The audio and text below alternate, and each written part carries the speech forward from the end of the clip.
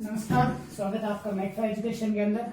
आज स्टार्ट करते हैं इलेक्ट्रोस्टैटिक का लेक्चर नंबर 10 और आज का हमारा टॉपिक होगा द्विध्रुव की अक्ष तथा निरक्ष पर विद्युत क्षेत्र की तीव्रता, electric field intensity at axial and equatorial position of a dipole. ये टॉपिक बहुत इंपॉर्टेंट है। यहाँ से यदि बोर्ड के अंदर क्वेश्चन आता है तो क्वेश्चन आएगा कम से कम 3 या 4 नंबर का। तो इस डेरिवेशन को हमें बहुत ध्यान से देखना है और लास्ट के अंदर हम इस पर एक कंक्लूजन निकालेंगे। उस कंक्लूजन को हम अपना फाइनल आंसर मानेंगे और हमें डेरिवेशन कंप्लीट आना चाहिए। पहला, एट एक्सियल पोजीशन, अक्ष के ऊपर हम विद्युत क्षेत्र की तीव्रता देखते हैं। तो मैं एक ध्रुव बनाता हूं, ये माइनस का Q और ये प्लस का Q, और ये इसके बीच की दूरी 2 है और ये ध्रुव का केंद्र O। ठीक है, अक्ष के ऊपर किसी बिंदु के ऊपर विद्युत क्षेत्र की तीव्रता देखनी है, हमें ज्ञात करनी है। मैं अक्ष के ऊपर ये बिंदु मान लेता हूं P, जो कि द्विध्रुव के केंद्र से R दूरी के ऊपर है। ठीक है, द्विध्रुव की दिशा हमेशा किधर होगी? माइनस से प्लस की तरफ। लास्ट वीडियो में मैंने बताया था। ठीक है, अब प्लस आवेश के कारण विद्युत क्षेत्र किधर होगा? आवेश से दूर। तो विद्युत क्षेत्र की तीव्रता E प्लस Q के कारण, आई बात समझ में? और माइनस Q के कारण किधर होगी विद्युत क्षेत्र की तीव्रता? चार्ज के अंदर की तरफ। तो ये E माइनस Q के कारण। ठीक है, अब इसके ऊपर हम डेरिवेशन करना स्टार्ट करते हैं। तो पहले प्लस चार्ज के कारण विद्युत क्षेत्र की तीव्रता E plus Q is equal to K। देखो, ध्रुव की दिशा भी इधर और विद्युत क्षेत्र की तीव्रता भी इधर, तो कितना आ जाएगा? KQ अपॉन दूरी कितनी होगी हमारे पास में? देखो, ये प्लस Q आवेश, ये R दूरी और ये A दूरी, तो ये कितनी बच गई हमारे पास में? ये डिस्टेंस कितनी बच गई हमारे पास में? R minus A। तो कितना हो जाएगा? KQ upon R minus A का होल स्क्वायर। और दिशा किधर? द्विध्रुव की जो दिशा है, ठीक है। ठीक है, माइनस आवेश की बात करेंगे, E minus Q is equal to कितना आ जाएगा हमारे पास में? KQ अपॉन, देखो दूरी कितनी, यहां से लेके यहां तक की, तो ये तो हो गई R और ये हो गई A। कितनी हो गई? R plus A। आई बात समझ में? कितना हो जाएगा? R प्लस A का होल स्क्वायर। अब दिशा देखो, द्विध्रुव की दिशा इधर और विद्युत क्षेत्र की दिशा इधर, कितना आ जाएगा? माइनस का P है। ठीक है, अब हमें विद्युत क्षेत्र, कुल विद्युत क्षेत्र निकालना है। Electric field E total, E is equal to हमारे पास में कितना आ जाएगा? E plus Q plus E minus का Q। दोनों को जोड़ देंगे, दोनों को जोड़ देंगे तो क्या आ जाएगा हमारे पास में?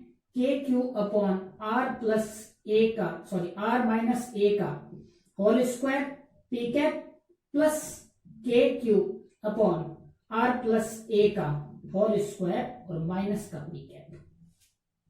आगे इसकी बात समझ। अब क्या करेंगे? K और Q दोनों के पास कॉमन है, E is equal to KQ दोनों के पास कॉमन है। ठीक है, क्या आ जाएगा?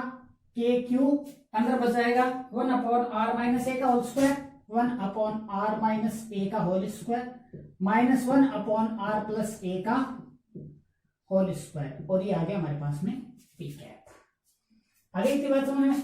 अब क्या आ जाएगा हमारे पास में? KQ एलसीएम लेंगे, कितना आ जाएगा? R माइनस A का स्क्वायर, R प्लस A का स्क्वायर, R माइनस A का स्क्वायर और R प्लस A का स्क्वायर, और क्या बच जाएगा?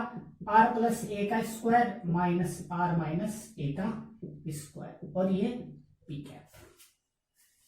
ठीक है, चलो सॉल्व करते हैं। KQ ये क्या हो जाएगा? R square plus 2AR plus ए square minus R square minus minus plus का 2ar माइनस का ए स्क्वायर बट्टा देखो a minus B A plus B A square minus B square R square minus A square का whole square और ये आ गया हमारे पास में पी कैप।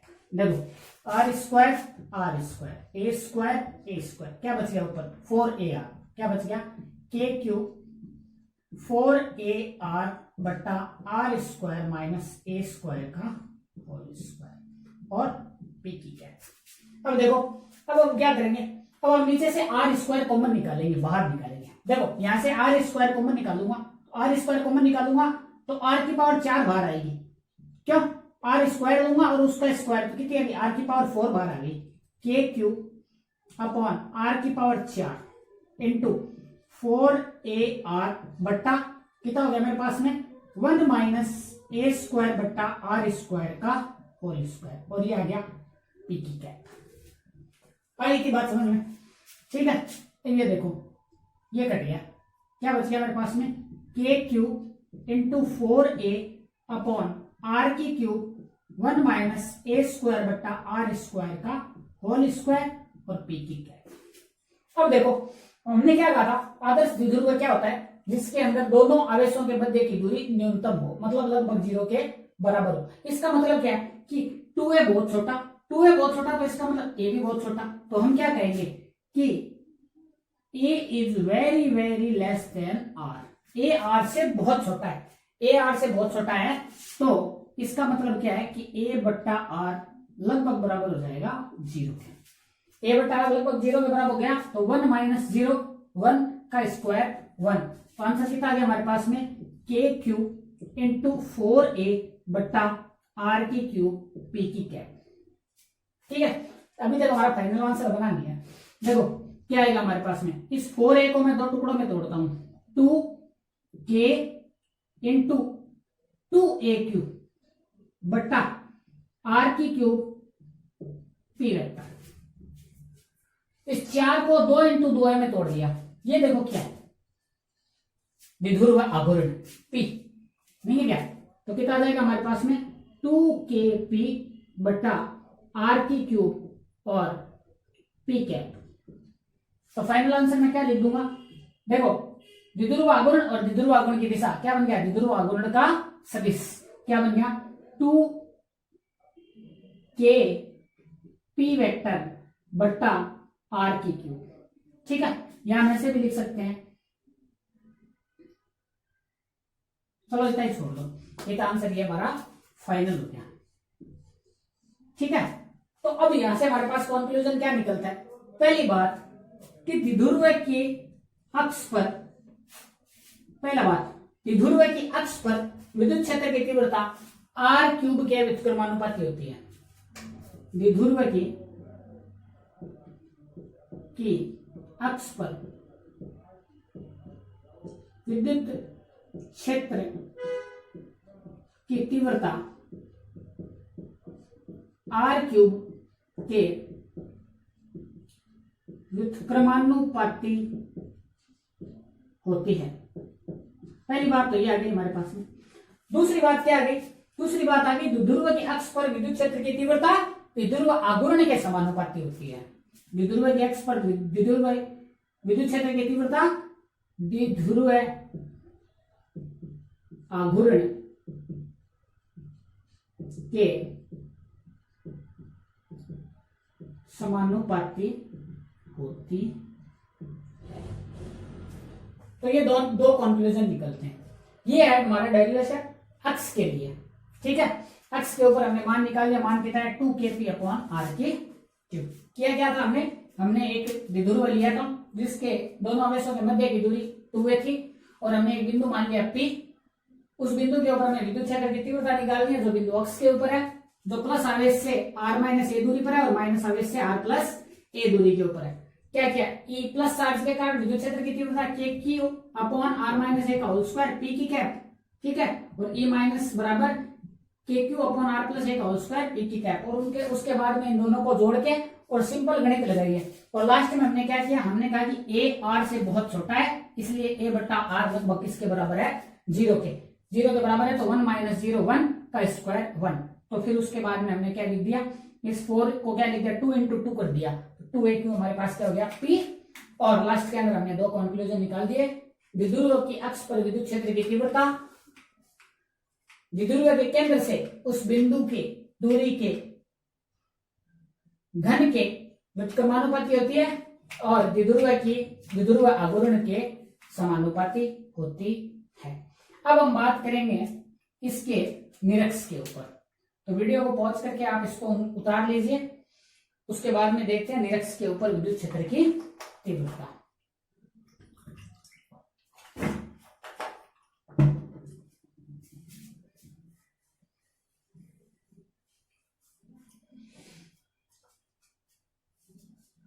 तो आइए स्टार्ट करते हैं। द्विध्रुव की निरक्ष पर विद्युत क्षेत्र की तीव्रता और उसके बाद में देखेंगे तुलना, अक्ष के ऊपर और निरक्ष के ऊपर विद्युत क्षेत्र की तीव्रता की तुलना। ये आंसर याद रखना 2kp/r³, ठीक है। और आपकी सहूलियत के लिए मैं यहां लिख देता हूं E axial is equal to 2kp/r³। ये आया था हमारे पास अक्षीय स्थिति के अंदर विद्युत क्षेत्र की तीव्रता का सूत्र, ठीक है। अब अगला टॉपिक करते हैं निरक्ष के ऊपर विद्युत क्षेत्र की तीव्रता। द्विध्रुव की निरक्ष पर विद्युत क्षेत्र की तीव्रता, ठीक है। तो देखिए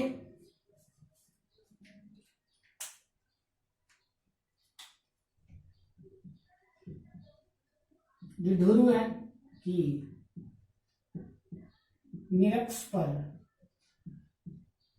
विद्युत क्षेत्र की तीव्रता एट इक्वेटोरियल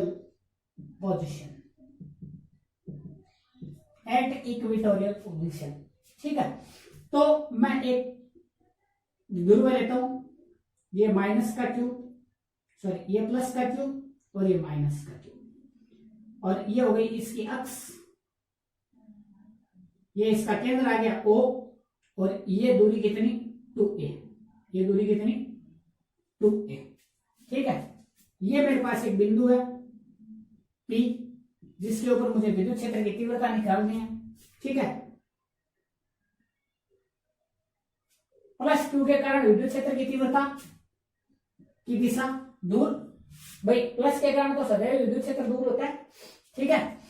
और माइनस के कारण किधर होता है, आवेश की तरफ, इधर हो जाएगा, ठीक है। और द्विध्रुव की दिशा किधर, माइनस से प्लस की तरफ, ये आ गई हमारे पास में पी कैप की दिशा, ठीक है। ये आ गई हमारे पास में पी कैप की दिशा, डायग्राम थोड़ा बड़ा बना देता हूं मैं। ये आ गई हमारे पास में E प्लस की दिशा और ये आ गई E माइनस की दिशा, ठीक है। अब बात करते हैं, क्या बात करेंगे, अब देखते हैं कि ये R डिस्टेंस है, ये भी R डिस्टेंस है, ठीक है। तो देखो ये विद्युत क्षेत्र की दिशा इधर, अब मैं इसके दो कंपोनेंट तोड़ूंगा, ये कोण थीटा, मैं इसके दो घटक तोड़ूंगा, ये मेरे पास में आ जाएगा अक्षीय घटक कितना E प्लस कॉस थीटा, और ये आ जाएगा मेरे पास निरक्षीय घटक E plus sine theta. High बात समझ रहे हैं, ठीक है। अब इस माइनस का अगर देखेंगे विद्युत क्षेत्र माइनस चार्ज के कारण तो विद्युत क्षेत्र उसके भी दो घटक बनेंगे, इधर आ जाएगा मेरे पास में E माइनस कॉस थीटा और इधर कितना आ जाएगा मेरे पास में E माइनस साइन थीटा, ठीक है। ये देखो ये घटक और ये घटक आपस में कैंसिल हो रहे हैं, बस कौन सा रहा है E प्लस कॉस थीटा और E माइनस कॉस थीटा, ये दोनों बच रहे हैं, ये दोनों बच रहे हैं। एक चीज देखो कि इन दोनों की दिशा द्विध्रुव के विपरीत है, इन दोनों की दिशा क्या है, द्विध्रुव के विपरीत है। तो कुल विद्युत क्षेत्र हमारे पास में कितना आ जाएगा, E net is equal to E plus के कारण विद्युत क्षेत्र प्लस E माइनस के कारण विद्युत क्षेत्र, इतना ही तो हो जाएगा, ठीक है। E प्लस के कारण विद्युत क्षेत्र कितना E cos theta, E minus के कारण कितना E cos थीटा, ठीक है। तो कितना आ जाएगा E net is equal to कितना जाएगा मेरे पास में ई कॉस थीटा माइन प्लस के कारण plus E minus cos theta, यही तो बात है। ठीक है, अब आगे बात करते हैं E plus cos theta. E plus cos theta plus आवेश के कारण विद्युत क्षेत्र, तो कितना जाएगा E net is equal to E विद्युत क्षेत्र कितना जाएगा के क्यू अपॉन दूरी कितनी R square plus A square root of are square plus A square का होल स्क्वायर कॉस थीटा। आई बात समझ में। और दिशा देखो किधर हो जाएगी, विद्युत क्षेत्र की दिशा इधर और ध्रुव की दिशा इधर, माइनस का पी कैप, माइनस का पी कैप प्लस माइनस आवेश के कारण K Q upon root of are square plus A square का होल स्क्वायर, विद्युत क्षेत्र कितना हो जाएगा और आ जाएगा हमारे पास में cos थीटा और विद्युत क्षेत्र की दिशा इधर, विद्युत की दिशा इधर, तो क्या आ जाएगा माइनस का पी कैप। तो कितना हो गया हमारे पास में ई नेट इज इक्वल टू, या ई नेट की जगह आप ऐसे लिख लो ई इक्विटोरियल, ई इक्विटोरियल आसान रहेगा, आगे चेंज नहीं करना पड़ेगा। ई इक्विटोरियल निरक्ष के ऊपर ई इक्विटोरियल कुल कितना आ जाएगा हमारे पास में, एक और एक देखो दोनों एक जैसे हैं तो जुड़ जाएंगे, कितना आ जाएगा माइनस का 2kq upon are square plus A square cos theta P cap, इतना हो जाएगा।